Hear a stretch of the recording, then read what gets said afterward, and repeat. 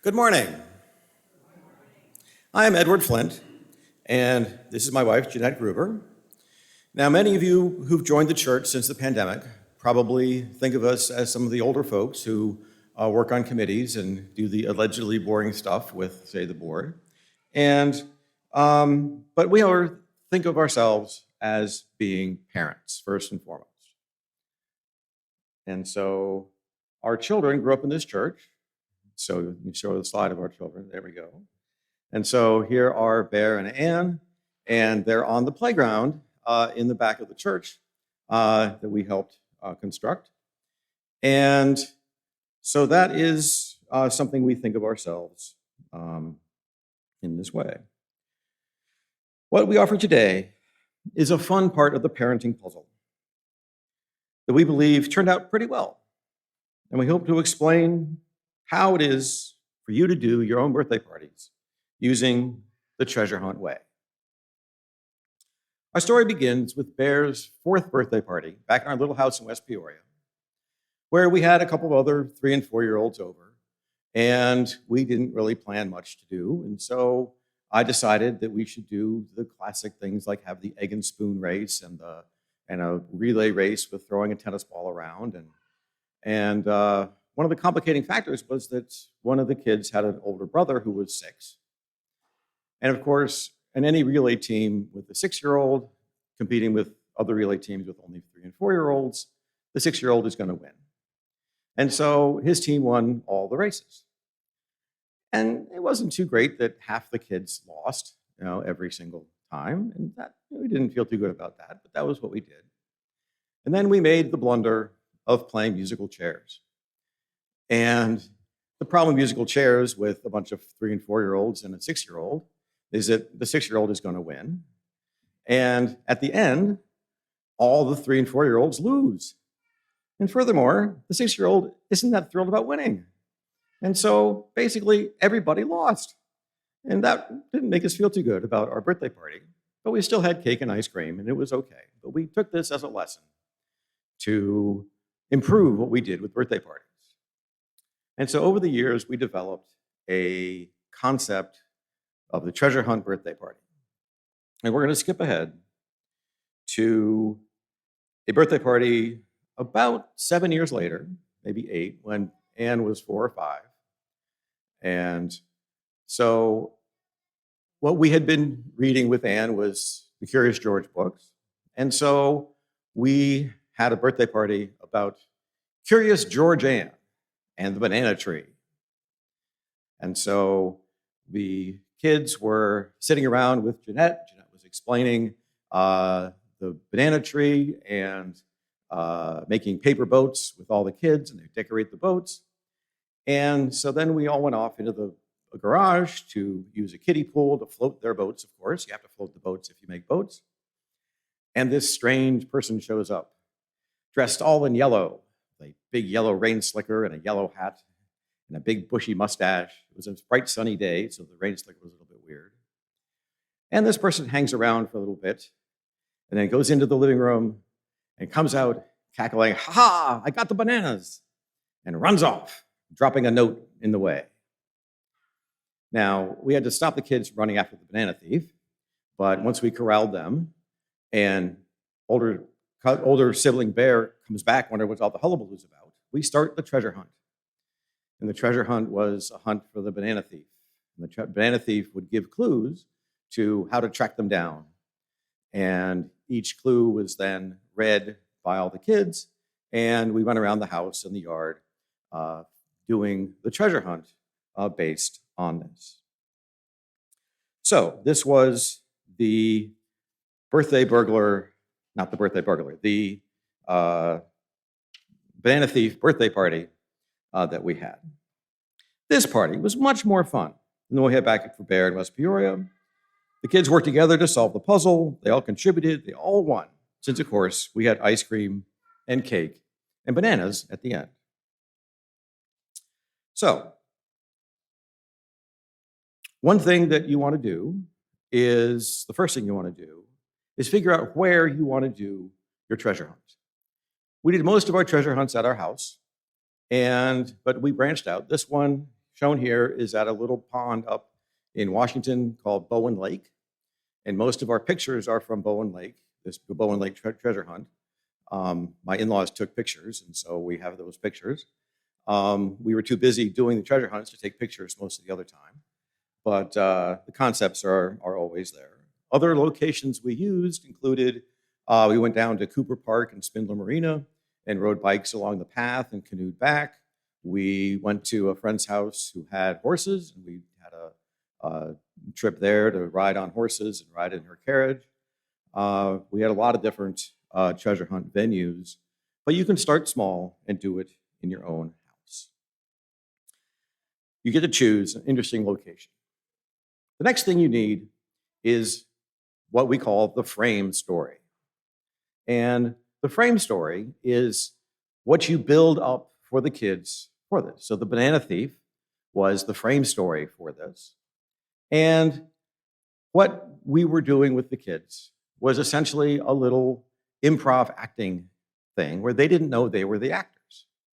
And so we made up a play on the fly and led them through the various parts of this by using the various clues that we have.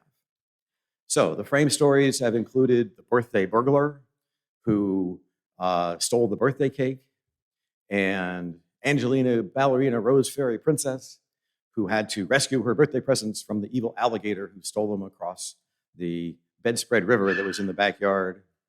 And we had a lot of different frame stories that made this work.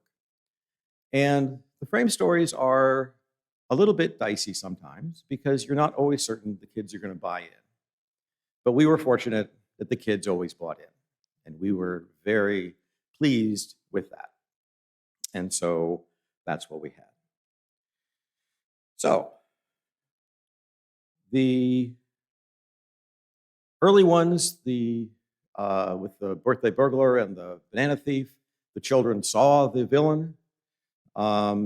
Later ones, like the alligator with Angelina Ballerina Rose Fairy Princess, things happened that were attributed to the villain, but they didn't never see the villain that was there.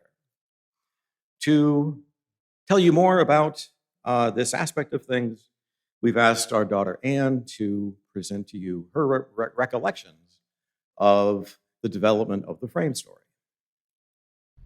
Hi everyone, I'm Anne.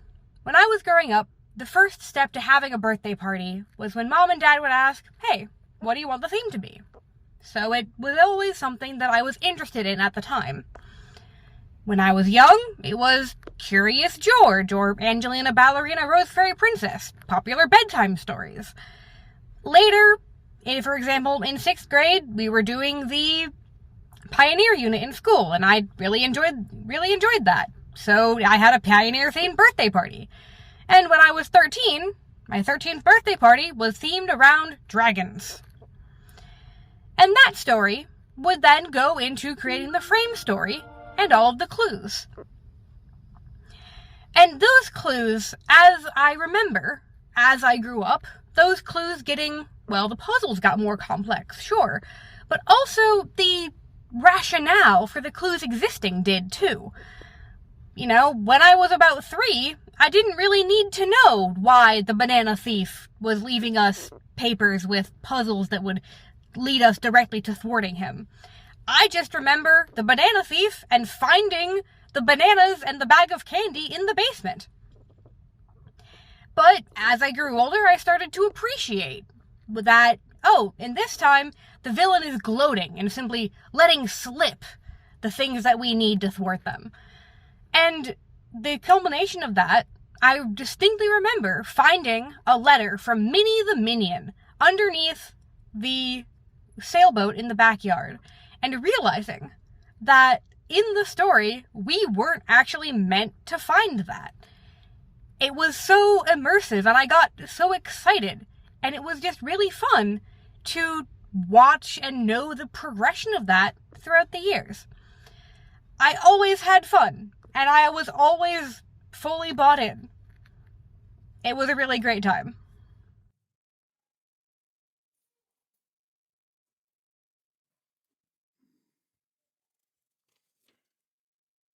Once you have a venue and a frame story, the next part is to make up clues around the frame story. Clues should be, of course, age appropriate and can take many different forms. I tend to lead towards things like maps and math puzzles and substitution ciphers. Teaching the children how to orient a map and decipher the scale is surely holds their attention when it leads to the pirate's treasure. Our Egyptian party had a hieroglyphics to English cipher that the children had to solve. And of course, this is not historically accurate. I understand that. But this is a published thing that you have. And so the children had to figure out the correspondence between the symbols and the letters. And so we can see that the square here, we look at the list and we see that it's a P. And the second one is a bit confusing because it either be an E or an I. This substitution cipher has some ambiguity in it. And then we see that this next one here is an O. And so you can figure out that the substitution cipher is telling us the name of where we are right now by this hieroglyphic method. And so teaching children how to solve a cipher is one of the fun things that I really enjoyed doing. So the clues are puzzles, and they typically lead to either the next clue or the treasure. And so one thing you have to do is corral the treasure hunters. And to do this, we have organized some rules about how to do the treasure hunt. So in the next slide, you'll see one of the people at the birthday party reading the clue. And you have to read the clue aloud is one of the rules. And the other rule is you need to read it to everyone at the same time. You can't just read the clue yourself and then run off and solve it. You have to be collaborative. And some of the other clues, other rules rather, is you can't race off until the clue is finished.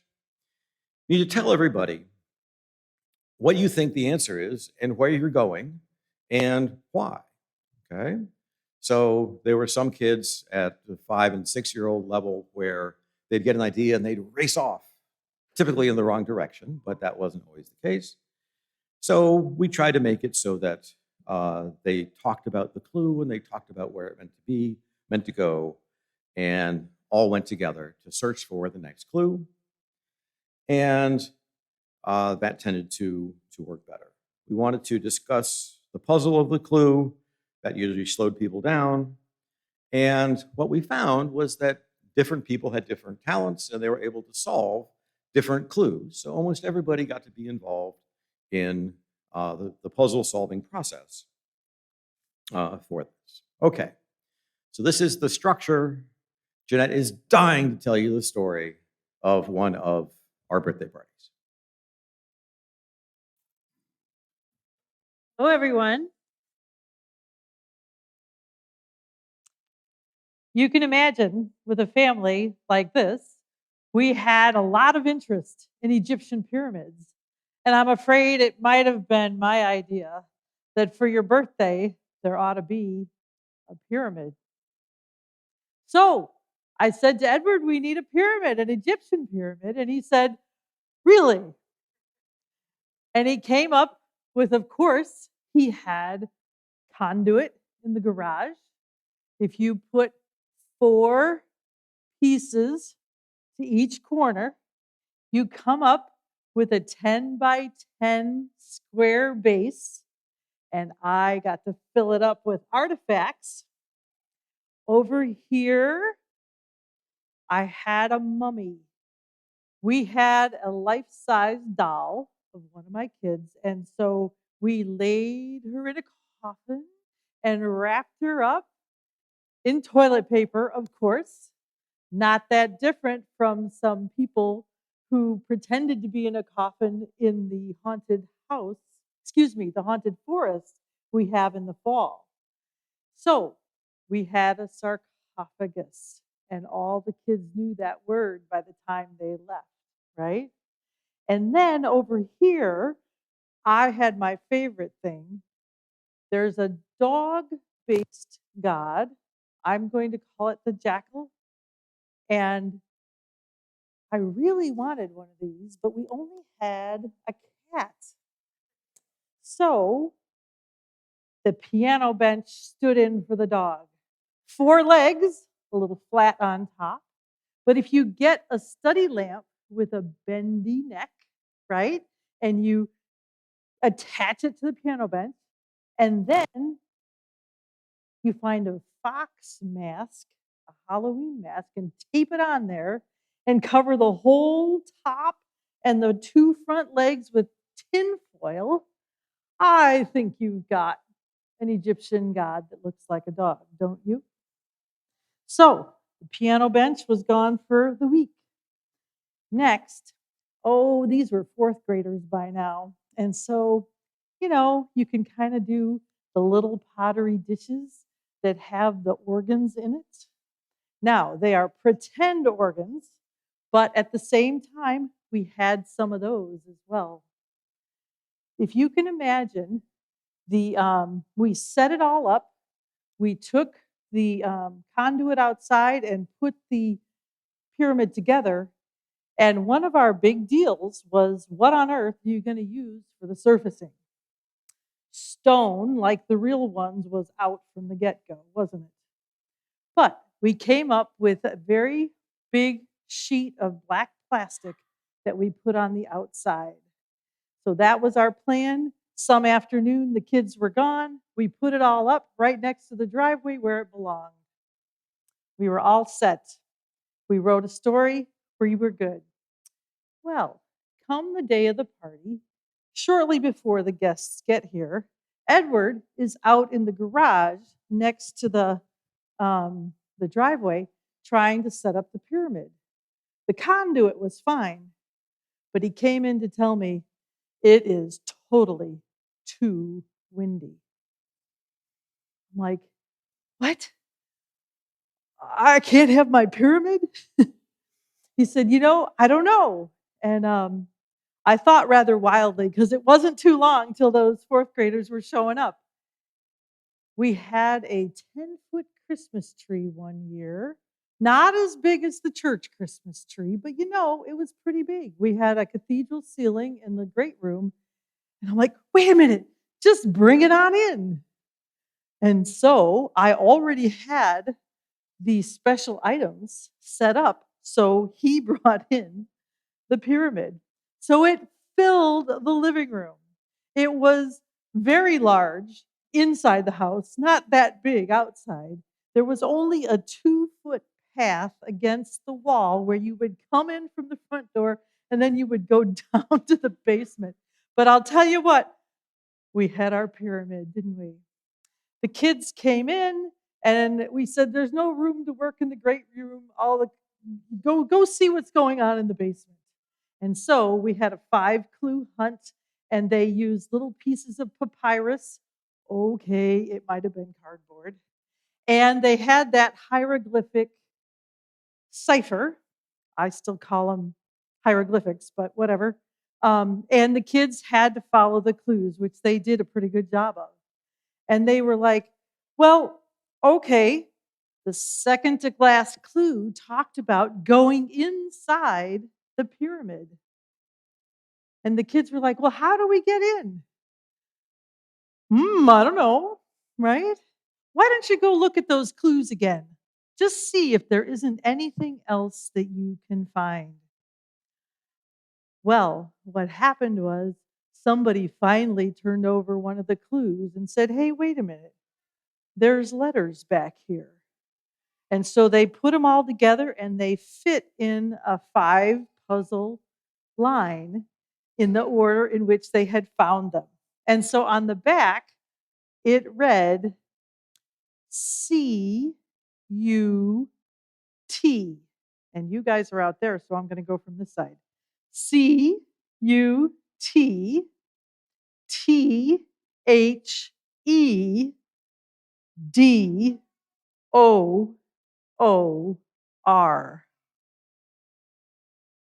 Cut the door.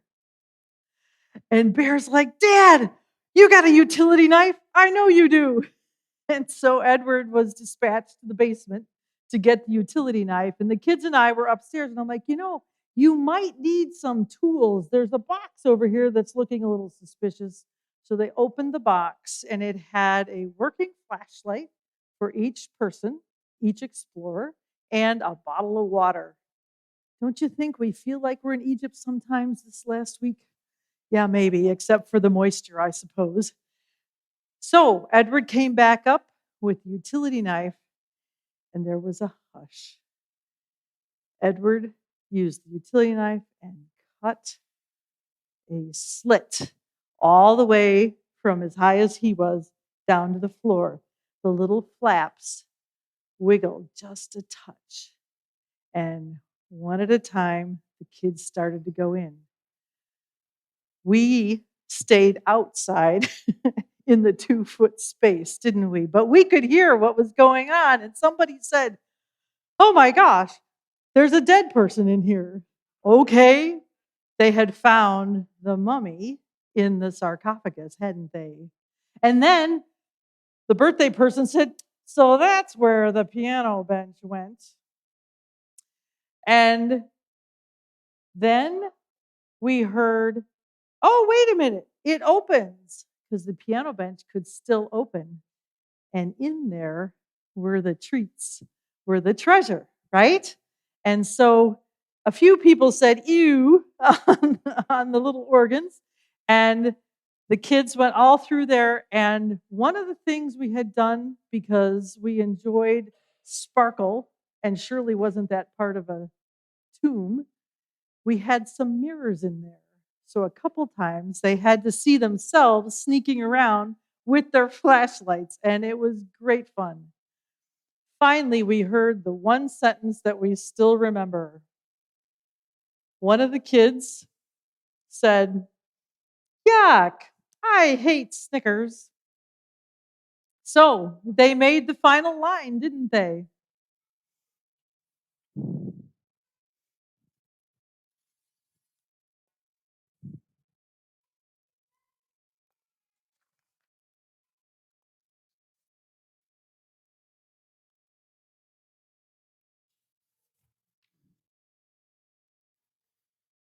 Go ahead.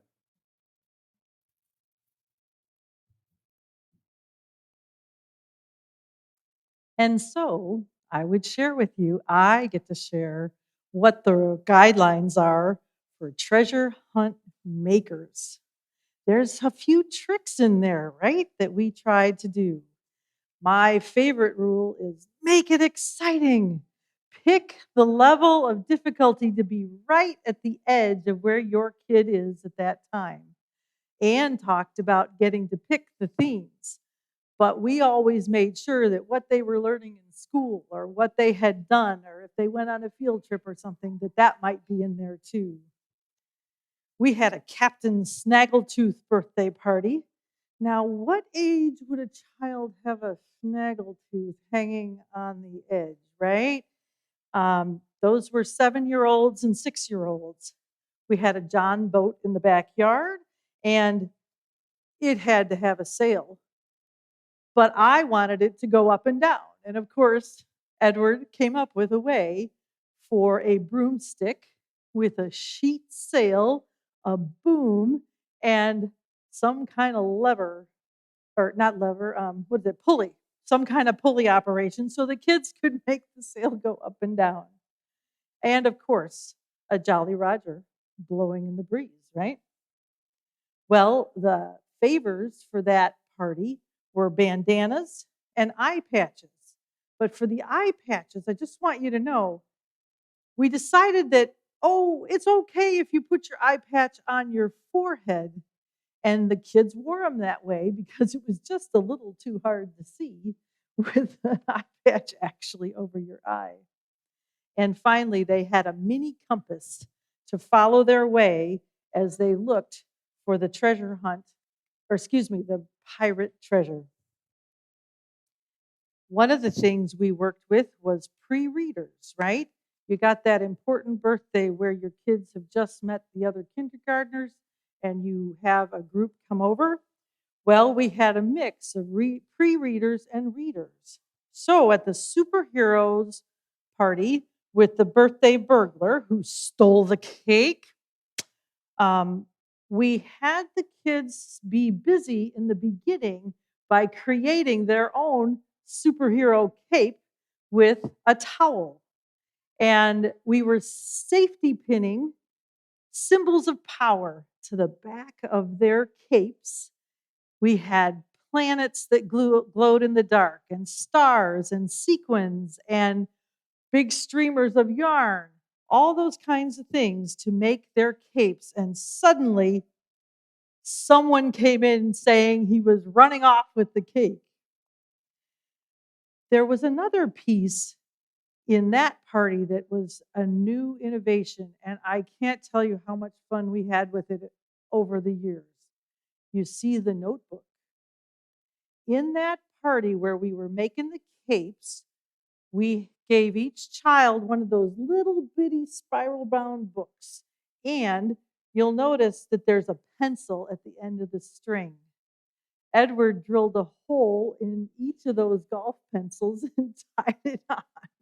So nobody lost their pencil, right? And we encouraged, as the clues unfolded, right?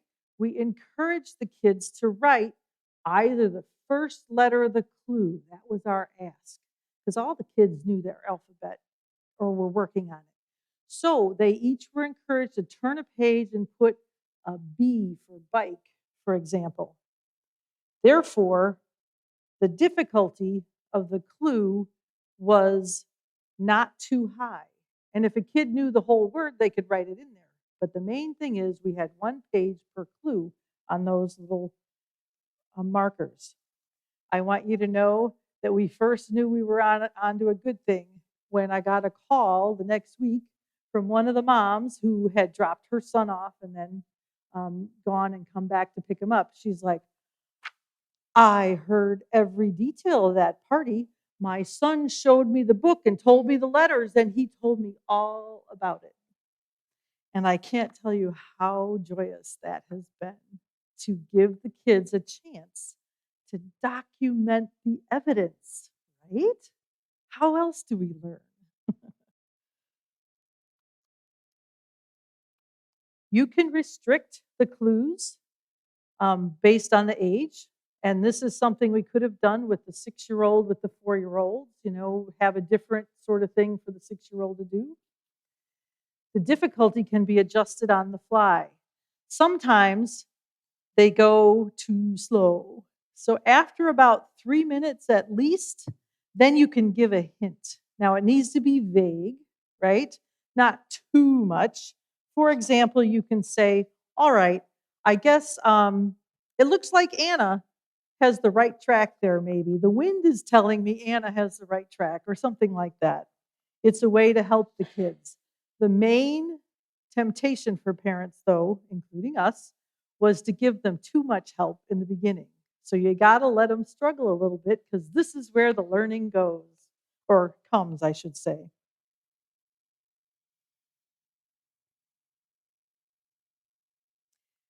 I will say, too, that that struggle moment leads to another kid quote that we still remember. It was the party with the superheroes and the birthday burglar who came in and stole the cake, cackled to the kids, and ran off, right? And the kids, when they were looking for some of the clues, they couldn't figure it out. And so one of them said, oh, this is so hard. And eventually, I think one of the parents said, well, you could give up. And one of the very well-behaved children at the party said, well, I guess we don't need birthday cake. And the other kids were like, what? No, we're going to find him. We can do it. We can do it. And so they rallied around and they were reading a clue that was about the birthday burglar said, I'm going to jump on my 10-speed bike and be out of here. And so 5 and 6-year-olds, of course, they were frustrated because, most of them are not yet proficient at 10-speed bikes, right? And so after they rallied, they went hunting for where a 10-speed bike actually might be.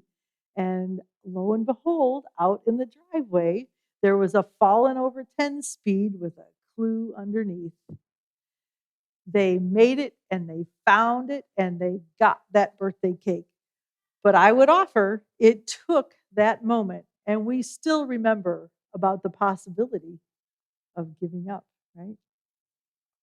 Collaborative and team struggle is part of this mechanism. One of the things that matters is you have a group where you help them with the language. You want to make sure that you distract or encourage or do your best to close down criticism of each other during the hunt. It's a collaborative operation and nobody's going to lose. It's not about competition. Once in a while, we needed like a gap of time, right? So we had a party where the grandmother was showing the kids the jewelry, which later disappeared, right? Okay, it was Mardi Gras jewelry, but she told a tale, she spun one about who gave it to her and who she gave it to after that and why the rings were in there. And it gave enough time to use the dungeon in the lower level of the playground to hide the treasure, right? And there was a secret sign so Grammy knew when to close up. You can do that.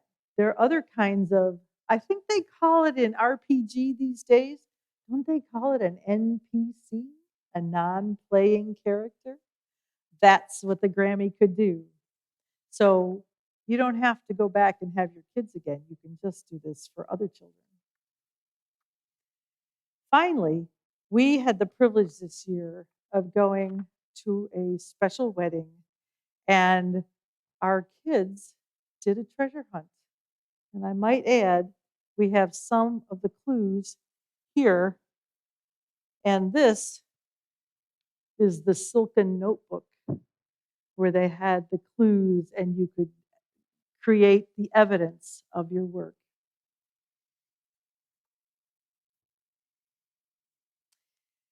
Bear offered to do some closing thoughts for us about the effect of this adventure-based work on our children. Hello! While I still have a crystal clear memory of the birthday burglar galumphing down the stairs, laughing maniacally, a lot of my memories are from being a treasure hunt maker, as well as a treasure seeker, and the transition between the two. There are three main threads that I wanted to talk about. First, the frame story is always a practice of augmented reality. It is true because we believe it, and the world is a more fun, more exciting, and just better place because of it. This applies to alligators in Illinois who steal birthday presents, and also to justice, equity, and compassion, or the inherent worth and dignity of all people. These things are true because we believe them, and the world is a fundamentally better place because of that practical belief. Second, with belief like this, doubt is okay.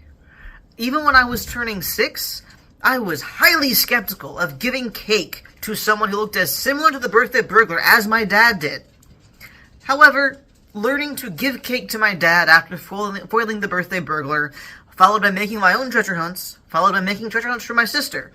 Of course, I was as tall as the banana thief, but did I have a big black bushy mustache? Of course not.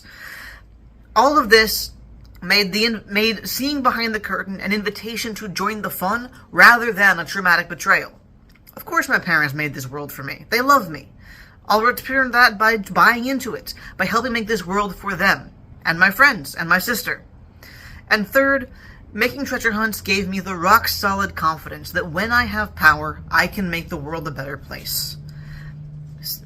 I started with very simple treasure hunts for the other kids and the babysitters, and grew to make treasure hunts for my college friends, my now spouse, and all the people who came to our wedding. Setting the frame story for the wedding did alleviate the small talk burden for the introverts, but also it helps set the intention for what we want our life as a married couple and community to be. An endeavor of collaboration, shared struggle, joy, and always, always sharing where you are going before tearing off because you know where to go next.